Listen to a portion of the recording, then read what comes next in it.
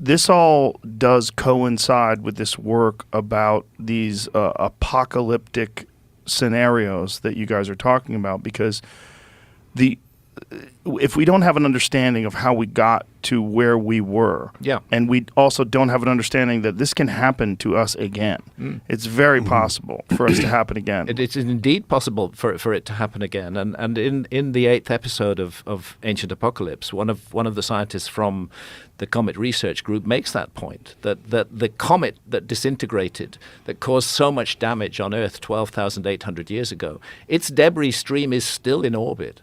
The Earth passes through it twice a year. And in the next 30 years, we're going to be passing through a very lumpy bit of this 30 million kilometer wide debris stream that's called the Taurid meteor stream. We should be paying much more attention to that, because it's not doom and gloom, because we can do something about it should we choose to do so. And let's stop focusing all our efforts on fighting one another and hating one another and filling the world with anger and fury. And let's work together as a human species to make life on this planet better for everybody. That's what's going on now. There's a new mindset which is coming into force. And I celebrate the youth of our society today, because they are refusing to be bound by the orders that are given to them by the powers that be. There's a new spirit of thinking for ourselves, and that new spirit is, in my view, going to change everything. It seems like a dark time right now. A lot of stuff is going on. That's always the case when you're in the middle of a paradigm shift. It seems like a dark time, but we're privileged to live at this time, because 200-300 years from now, this time is going to be looked back on as a turning point in the human story. We might mention that, speaking of the Taurid meteor shower, we are passing through the Taurid meteor stream right now as we speak. As we speak, yeah. Late October to about the second week in November, up till about the 15th or 17th of November, Earth is passing through that stream. And it probably is the most important meteor stream in terms of the history of recent life on this planet. And this goes, to people like Bill Napier and Tube and all of those guys who've... Major astronomers are very aware of this, and it's almost like something is trying to shut them down and stop the word getting out there. Yes, NASA has a search for near-Earth asteroids, but weirdly they're not paying any attention to the Taurid meteor stream. We know that there's 200 objects in the Taurid meteor stream that are a kilometer or more in diameter. Comet Enki, which is at the heart of the stream, is almost 5 kilometers in diameter. These are all fragments of that original giant comet that began to disintegrate 12,800 years ago, and that the Earth ran into. So is this? What are you showing me, Jamie? This is a video on Twitter of the Taurid meteor stream. It's a great time to see shooting stars. Fireball pop up. Yeah. Bam. There they go. Mm-hmm. That's exactly what happens. We're in that time period now, and fortunately, most of those fireballs are caused by little objects, maybe the size of your fist, maybe just the size of a fingertip, maybe just a speck of dust burning up into the atmosphere, but they are shrouding very large objects that are on that same orbital trajectory which the Earth crosses twice a year. And we should be paying attention to those large objects, because we can actually do something about them. And the evidence shows that they did something terrible to the Earth 12,800 years ago, and they changed everything.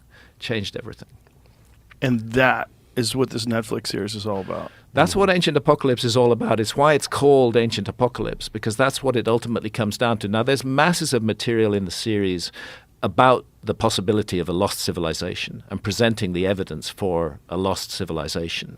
But ultimately, when you talk of a lost civilization, how did it become lost? What happened that took it away, that obliterated it from human memory?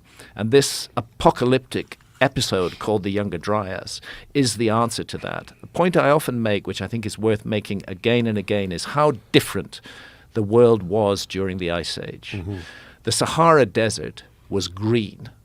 It was a fertile place. Nobody's doing much archaeology in the Sahara Desert today. The Amazon rainforest, 5 million plus square kilometers under deep canopy. Hardly any archaeology is being done there. And yet we know from LiDAR surveys that there are enormous structures under that canopy. And then what about sea level rise? 400 feet sea level rise at the end of the Ice Age. The prime real estate on Earth, 27 million square kilometers. It's about 10 million square miles, were submerged by rising sea levels at the end of the Ice Age. And again, archaeology, there is marine archaeology, but they're not really looking very closely at that. I wonder, Jamie, would it be possible to pull up the diving clip? Is this from Japan? No, this one's actually from Bimini. We have an episode on Bimini and on the very controversial structure called the Bimini Road. Oh, right. And this is just a little clip from that. My suspicion is humans are a species with amnesia. We have forgotten something incredibly important in our own past. And I think that that incredibly important forgotten thing is a lost, advanced civilization of the Ice Age. I've spent decades searching for proof of this lost civilization at sites around the globe. Oh, wow. Now, my aim is to piece together these clues. And that seems extremely strange. To show you evidence that challenges the traditional view of human history. You see And that? the Bimini Road. The Bimini Road is not even very deep. It's only about 20 feet deep. It was one of the last things to be covered by Ice Age sea level rise, and that's why we show a graphic, a reconstruction of it above water. It's made of extremely regular blocks, megalithic blocks, on a very large scale, more than 1,000 feet in length. When you dive on it, and I've dived on it multiple times, and I went back to diving in order to dive on it again in this series.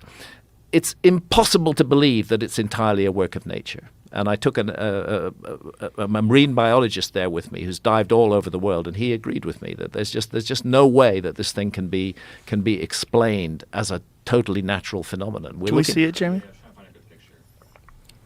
And what is the conventional reasoning for this? The conventional reasoning is that it's just beach rock, fractured into natural patterns.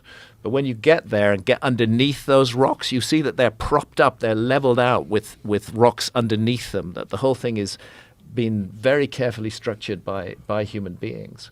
And the point is, and another point I'd like to make is Bimini today is a tiny, tiny island. But Bimini during the Ice Age was part of an enormous island. The whole Grand Bahama Bank was above water, an enormous island. And weirdly, that island turns up on an ancient map. It turns up, that's not the Bimini Road. But that is on the left. That's the Bimini Road. You got the cursor on there. Yeah.